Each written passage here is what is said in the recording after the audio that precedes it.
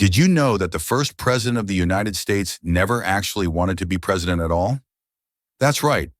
George Washington, one of the most important figures in American history, was a reluctant leader who helped shape a nation that didn't even exist when he was born. Today we're diving into the life of George Washington, the soldier, the statesman, and the man many call the father of his country. Whether you know him from the dollar bill or you've heard stories from history class, Washington's real life is even more interesting. George Washington was born in 1732 in Virginia. He grew up on a plantation, learned surveying, and spent much of his early adulthood exploring frontiers and building his reputation. He wasn't born into extreme wealth, but he did marry into it later. And like many people of his time, he owned enslaved individuals, a reality that complicates his legacy today.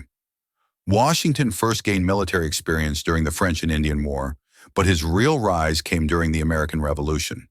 When the colonies decided to fight for independence, Washington was chosen to lead the Continental Army, not because he was the best general, but because he was trusted, respected, and determined. The war was long, harsh, and full of setbacks. But under his leadership, the Continental Army pulled off stunning victories, eventually defeating the British at Yorktown. Washington became a national hero. After the war, Washington actually wanted to retire, but the nation needed him again. In 1787, he was unanimously chosen to preside over the Constitutional Convention, helping craft the government we still use today. Then, despite wanting a quiet life at Mount Vernon, he was elected the first president of the United States.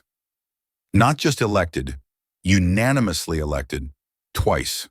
As president, he set major precedents, serving only 2 terms, creating a cabinet of advisors, and emphasizing neutrality in foreign conflicts. He shaped the presidency more than any leader after him.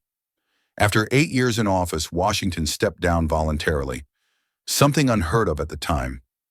This peaceful transfer of power became a cornerstone of American democracy. He died in 1799, but his influence is everywhere. In the government, the military traditions, even the nation's capital, Washington, D.C.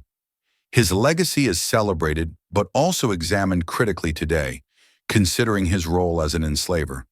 History remembers him as a complex but foundational figure. George Washington didn't seek power, but he accepted responsibility. And because of his leadership, determination, and vision, the United States had a fighting chance to become the country it is today.